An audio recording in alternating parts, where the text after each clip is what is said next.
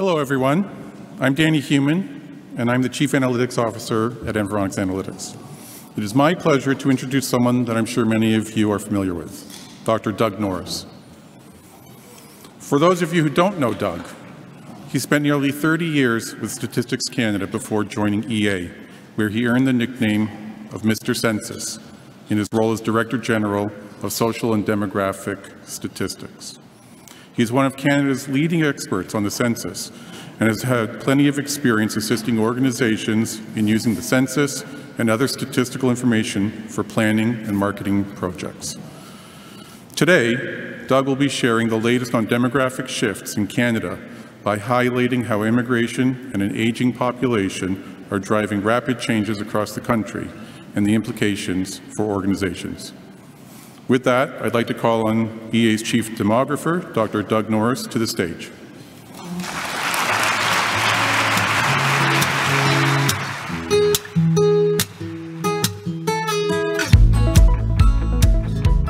Thank you, Danny. Good afternoon, everyone. When I look at the changing demographics of Canada, there are two big trends that I tend to come back to in recent years.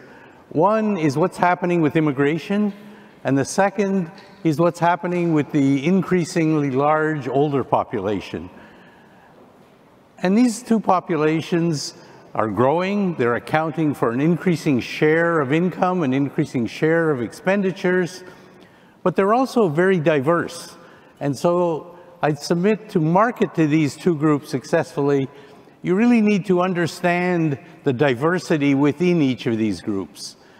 And because of that, over the last 4 or 5 months, we've been doing some research, looking under the hood, if you will, at how really what these groups are made of. And what I'd like to do this afternoon is to tell you a little bit about what we found so far. This work is still in progress, we're not complete, but we've been looking for differences within the group, looking for new data that might help you identify groups of interest. So with that, let's start with immigration. In the news a lot these days. And if you look at this chart, it really shows that Canada is really a country of immigrants. Ups and downs over the time since Confederation, lows in tough economic times, government policy influencing the numbers. But you can see in the last 30 years or so, a clear upward trend. And one of the big reasons for that upward trend is that policymakers look ahead, what's coming, that large baby boom was going to move into their senior years, much smaller cohorts entering the workforce, and immigration was seen as one way of it helping to address looming shortages of workers. And there's some ups and downs over the last 30 years or so, but notice in the last few years, things really skyrocketed, really took off. The federal government reports and targets for immigrants, and these are permanent residents, which is really until recently, when one talked about immigration, what they were talking about is permanent residents. And as you can see, the targets for the next 3 years rising to 500,000, an unprecedented number of immigrants, and you just compare that to where we were even back in the 80s and 90s. Unprecedented numbers. And those numbers are starting to give rise, as some of you may know, a recent poll I was looking at just earlier today, suggesting Canadians are getting a little bit concerned about these numbers. So that's what's been happening with permanent residents. However, there's another stream of immigrants that has received a lot less attention until recently. And the reason it's received a lot less attention is simply because on a net basis, the net addition to our population has been not very much. You can see that line bouncing around zero for many, many years until about 2015, when it started going up. Went down during the pandemic, and last year really skyrocketed.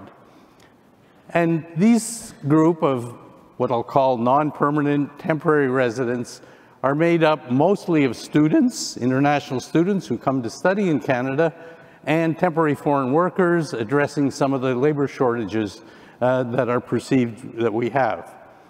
And you can see last year we took in over 600,000 temporary residents, and these are net numbers. So these account for people leaving and are the difference between those coming and those leaving.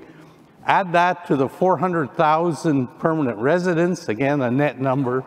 We took in over 1 million people, added to our 39 million population. We're now over 40 million. Unprecedented number of immigrants, and I'm sure you've read in the media recently some of the issues being talked about around this kind of growth.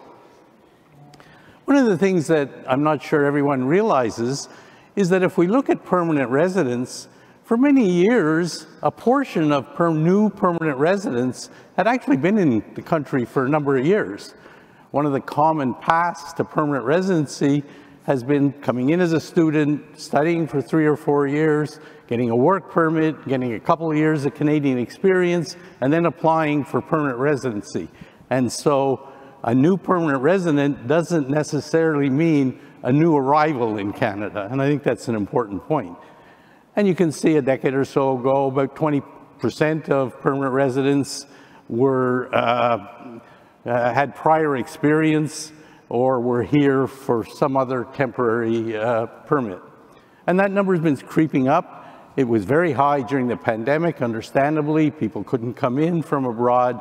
But last year, about 40% of the 450,000 or so immigrants that we brought in had really been in the country for a number of years, 5 years, 8 years, etc. And I want to come back to that. So who are these immigrants? Where are they located? Important if you want to reach out, if you want to market to them. Well, no surprise in terms of where they are. They're in the big urban areas, Toronto, Vancouver, Calgary, etc. And you can see this chart shows the black part of the bar on the proportion of the population that are immigrants. Essentially a majority now in Toronto and Vancouver, and certainly creeping up to a majority in Calgary. But I've also added in the children of immigrants, because I think to really appreciate the importance of immigrants to our country, you can see fully 80% of the population of metropolitan Toronto are either immigrants or the children of immigrants. 70% of Vancouver, and over about half of another 10 or so larger urban areas are made up of first, second generation immigrants. Not all urban areas, you can see on the right-hand side of the screen, lower levels in some parts of the country. Where are immigrants coming from? Again, we've seen a shift over the last couple of decades. Decade or so ago, the Philippines was the #1 country for immigration to Canada, and you can see in the last 5 or 6 years, India has really taken off in terms of the numbers. And again, these are looking at permanent residents. Dropped during the pandemic, and last year we took in terms of permanent residents, about 120,000 of the 450,000 or so had come in from India. And some of those had been students studying here and gaining permanent residence. You can see Indian numbers much, much higher than the others, but you can see the others, some of the traditional countries from China, the Philippines. Notice Nigeria showing up. We're attracting increasing numbers of people from Africa. That's been increasing now for several decades. And you can see Afghanistan, a bit of a special case in the last year or two. Immigrants come in, they're very highly educated, particularly recent immigrants. You can see immigrants who came in between 2016 and 21, 60% of them had a university degree. That compares to about 25% of the Canadian-born population. This is in the prime working ages of 25 to 64. And one of the reasons they're coming in, of course, is our employment, our worry about employment growth. And you can see how those non-permanent residents, which is that top purple line, are really growing and accounting for an increasing part of our employment numbers. In contrast to that, if you look at the Canadian-born population, pretty stable, and it's really not increasing at all in terms of contributing. People leaving, people coming are balancing out, and it's immigrants, permanent residents to some extent, but the non-permanent residents really, really growing. So because of this, and because of the importance of immigration from a marketing point of view, a couple of years ago, and Jan referenced this morning, we developed a new product called New to Canada, so that we could track and understand who are the immigrants coming in, where are they being located.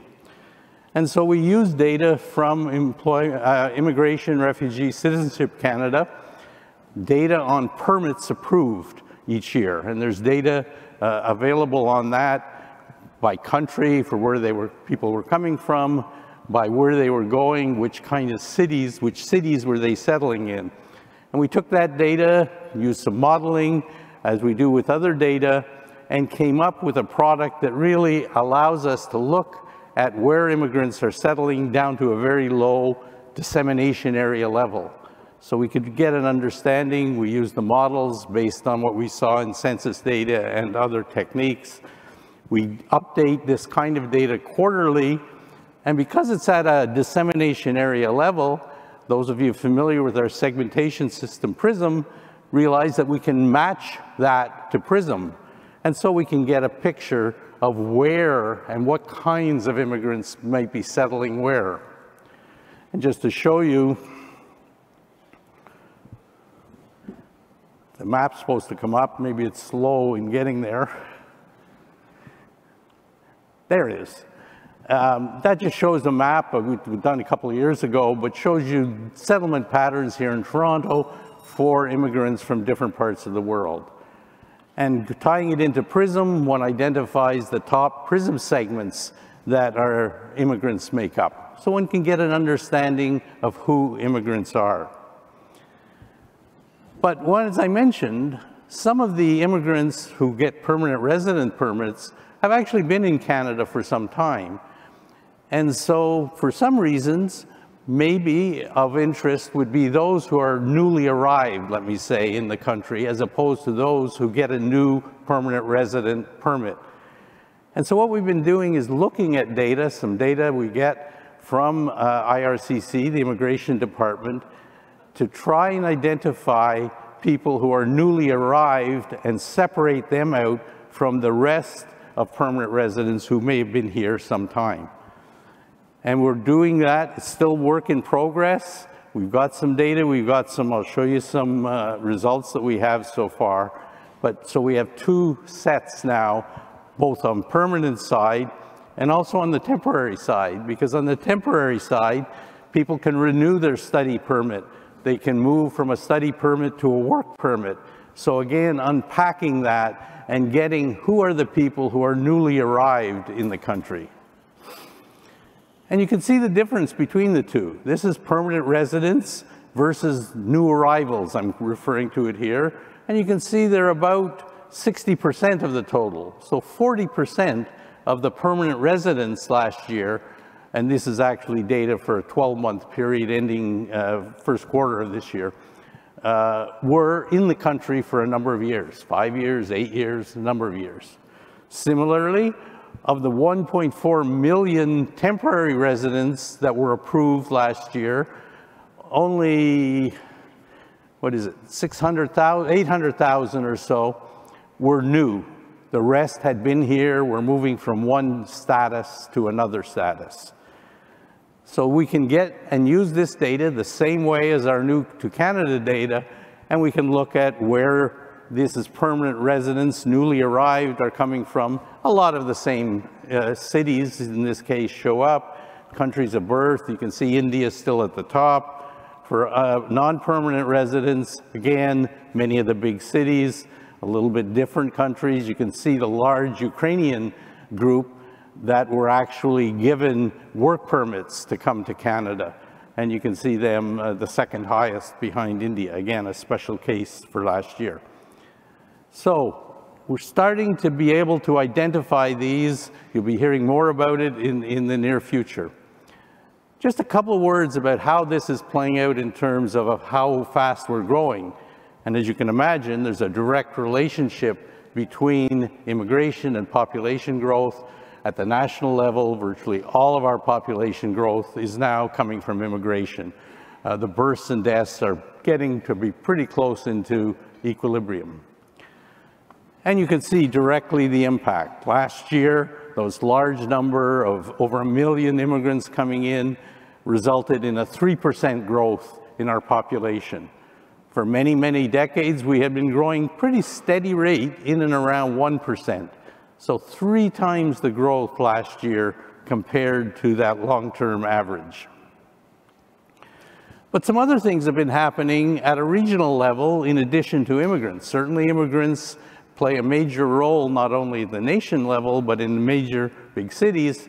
But a couple of other things have been happening to how people are moving from one province to another. And I focus here on 3 areas, 3 regions of the country. First of all is Alberta, the top line, the green line. For many years, Alberta was really leading the country in terms of population growth. They were attracting 30,000, 40,000 people from other provinces. The resource industry was booming, lots of jobs, people moving from the Maritimes, from Ontario out west, and then the collapse came. And you can see how that green line went actually negative. So for 5 or 6 years, Alberta was actually a net loser in terms of population, but it's picked up again. And in the last year, you can see Alberta attracted, 40,000 people from other provinces. So a real turnaround.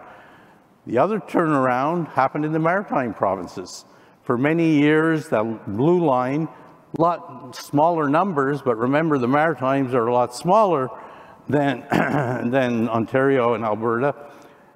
The Maritimes traditionally have lost people. They were struggling to stay away from a population decline. However, in and around 2015, things started turning around. Part of the turnaround probably was that people could no longer go to Alberta. They stayed home. People from Ontario looking for jobs couldn't go to Alberta. They may have looked at the Maritimes.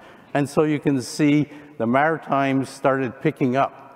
In addition, the Maritime provinces have worked hard to attract immigrants and retain, and they've done a little bit better job than they did earlier. So those 2 factors together really pushed up the growth in the Maritimes.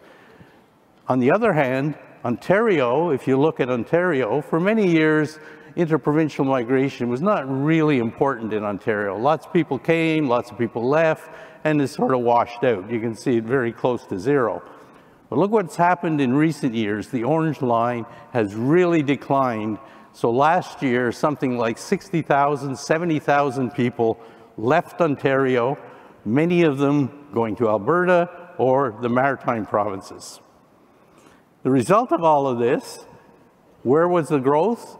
3 of the top fastest growing provinces for data that we have, the most recently ending in March of this year, were in fact the Maritime provinces, something unprecedented. I don't think I've seen a chart like this for many, many years. Alberta growing very rapidly, as we saw. Certainly Ontario and BC still growing. They attract many, many immigrants. And you can see, in fact, all provinces growing at over 2%, which is double the long-term average of 1%. So we're getting growth right across the country. One other factor that's important is what's been happening in our big cities. If you look at Toronto, Montreal, Vancouver, they take in the lion's share of immigrants every year. They have for many years. But they're also losing population internally. Here in Toronto, people leaving Toronto, going down the 401, going to Hamilton, Guelph, Barrie, Oshawa, London, Kitchener, other places. And you can see increasing numbers leaving the Toronto area. Something like, 70,000, 80,000 people last year left Toronto to other parts of Ontario, mostly other medium-sized urban areas, although some smaller areas that I'll show you in a minute. Same pattern in Montreal, less numerically. Same pattern in Vancouver, even less. But certainly in Toronto, big factor. So what's been happening? And who are these people, first of all? Well, it's a mixture of young families. You can see that sort of core age, people having young kids, moving. Why are they moving? Clearly housing availability, one factor. The cost of housing may be another factor, and maybe a preference. More recently, the ability to work remotely being a factor. So a number of factors coming into play. And also with the older population, retirement numbers starting to crank up, and you can see a fairly high out-migration rate at the older ages. So combination of factors. And so where has the growth been at a metropolitan area level? Moncton and Halifax leading the way, again, something unprecedented. And then you can see Kitchener, Barrie, Oshawa, London, all growing quite rapidly as a result of that outflow from Toronto. Certainly Vancouver and Toronto still growing, but at a lower rate.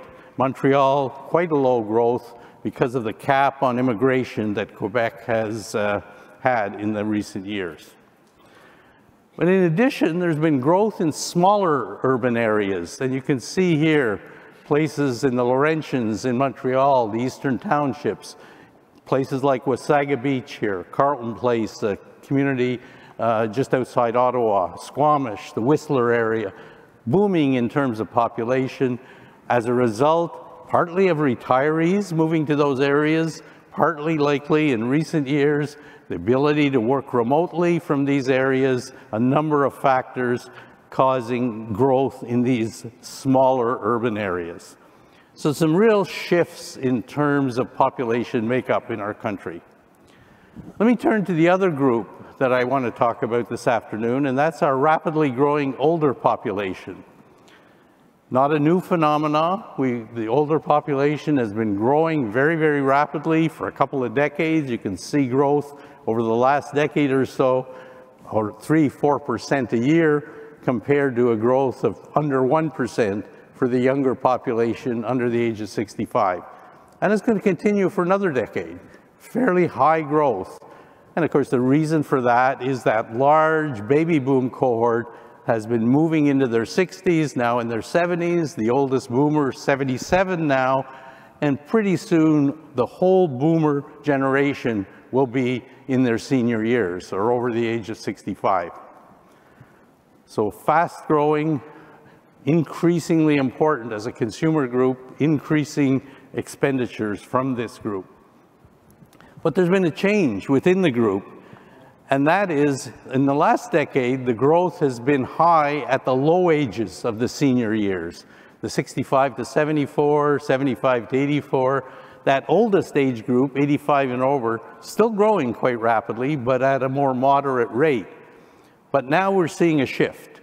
That old growth is going to shift up to the older ages, and for the next decade, it's going to be the 75 and over, 75, 84, and even more, the 85 and over that are going to grow very rapidly. Push it ahead another decade, and you can see growth going to continue for the next 2 decades in the 85 and over population. And clearly, as you know, people at these ages probably have different needs, different requirements, and we'll come back to that in a minute. And here's the 85 and over population. Today, around 860,000 people, probably 900,000 today, I think this is census data, over the age of 85, and you can see how that's going to increase every 5 years and is going to accelerate in terms of the additional numbers every 5 years. A tripling of that population over the age of 85 over the next 20 to 30 years. Clearly, some major, major implications for many parts of society. Healthcare is an obvious one, but it's much more than healthcare. So how do we market to this older population? How do we look at this diversity that I'm suggesting exists? And we identified in some of the research we've been doing, trying to look at 3 dimensions of the older population. Health status, clearly important. The living arrangements, to what extent are people living as a couple, living alone, and clearly their income and wealth. It's that mix of things. And so we've been looking for data which will allow us to unpack this, to identify who's living where, how you might reach out if you're providing services to this population, what are their needs, how are they changing. And just as an example, well, this is just showing you the health, no surprise, the disability rates really going up. 60% of that population over the age of 85 have a disability of one sort or another. And that 85 and over population, about a third of older women, not quite as high for men, are in some kind of what StatsCan calls collective dwelling, either a home for senior citizens or a nursing home. A third. So think about a third of that population and think about that growing by 3 times. Are we going to be facing 3 times the number of nursing homes over the next year? We didn't do very well during the pandemic on that. I think we've got to start to focus on how do we find ways to allow that older population to live in the community, to age in place, sometimes referred to. What are kinds of supports? What kinds of products can help support that? And in terms of living arrangements, you can see here I've broken up the living arrangements, big difference by gender between men and women. For men, most men, the majority, even well into their 80s, are living as a couple.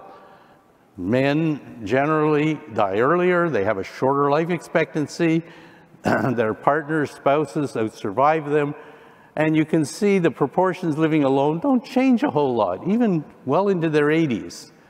But if you look at women, very different situation. Overall, over a third of women are living alone, and you can see how that number escalates to the point of 85 and over, and this is the population who are living in the community. This is not the population living in so-called collective dwellings. Over half of women living in the community over the age of 85 are living by themselves. And again, think about tripling that number over the next couple of decades.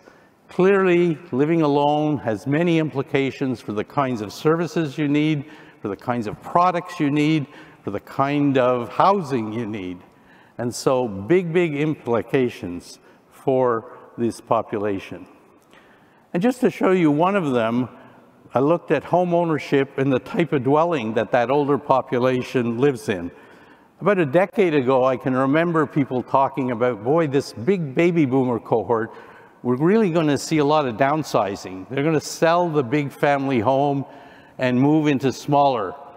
And that hasn't happened. You look at the data, that hasn't happened at all. But I submit, I think we're going to start to see it happen. You can see home ownership rates starting to fall for people in their late 70s and early 80s. And again, the simple numbers that are going to play into this suggest we might see a fairly large turnover in housing, people shifting perhaps from owners to renters. And I think some of you know, some of you in the industry certainly know, and you see this phenomena, people fairly well off, once they, particularly if they're living alone, sell the old family house, move into a fairly high-end rental apartment. And a lot of that I see in the Ottawa area, here in Toronto, and in other areas. And we might see a lot more of that. Type of dwellings clearly change. The older population shifting from single-family dwellings into condos if you own, into apartments if you don't. So major implications for housing, I think, just as one example. Also, clearly income, the third dimension that we've been thinking about and looking at, very diverse again for the seniors population. At the low end, 25–30% or so have fairly low incomes under $40,000. This is household income.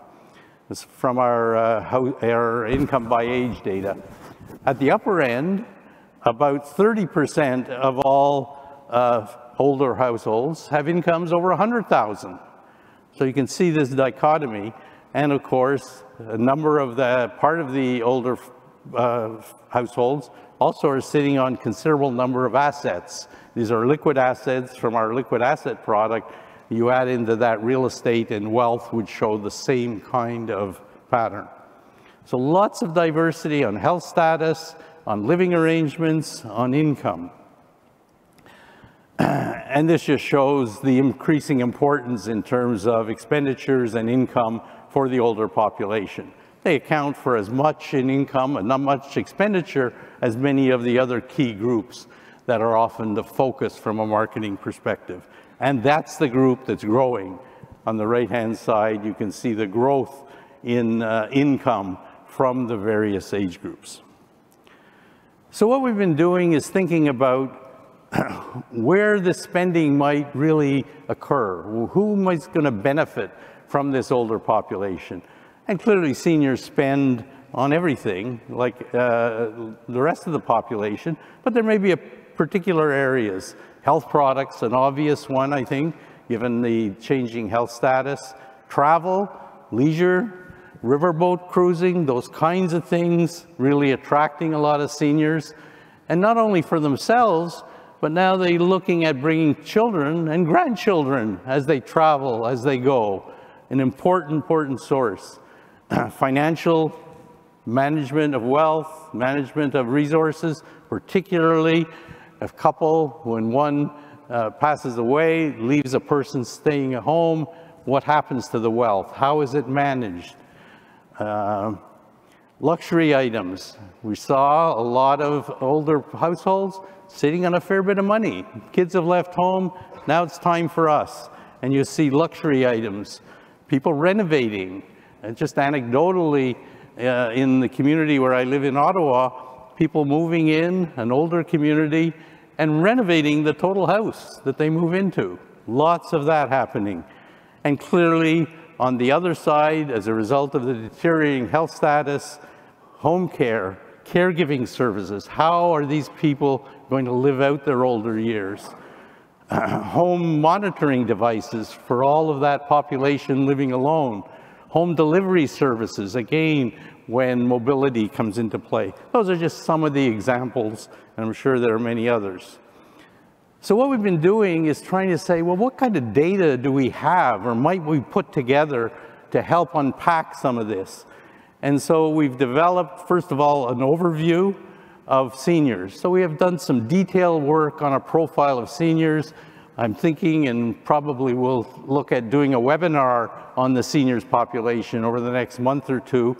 And we're working on putting together. And some of the data that we've got in hand and we're working with are shown here.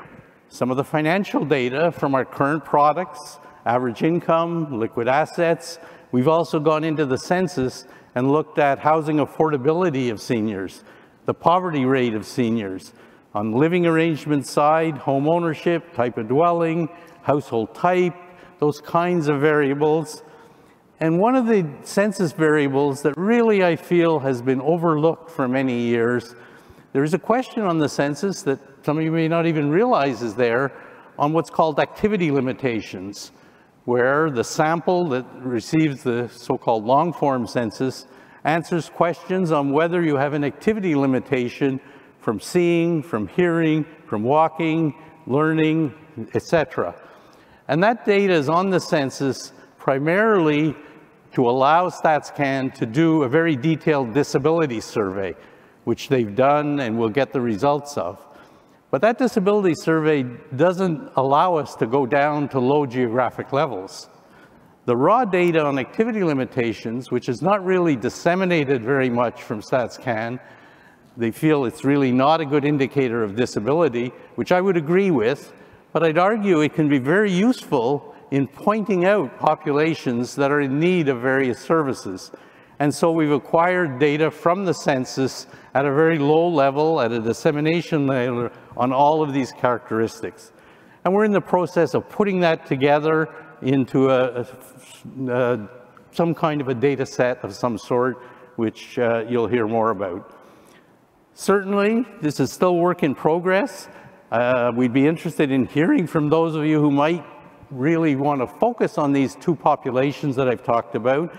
What would really help you? What kinds of data do you need? And we may be able to work with you on that. So certainly, if you're interested, contact your account manager. If you don't have an account manager, you can contact me directly. We can put you in touch with people and talk about your needs, talk about how some of what we're doing will help you out. And with that, I think we have a few minutes left for questions.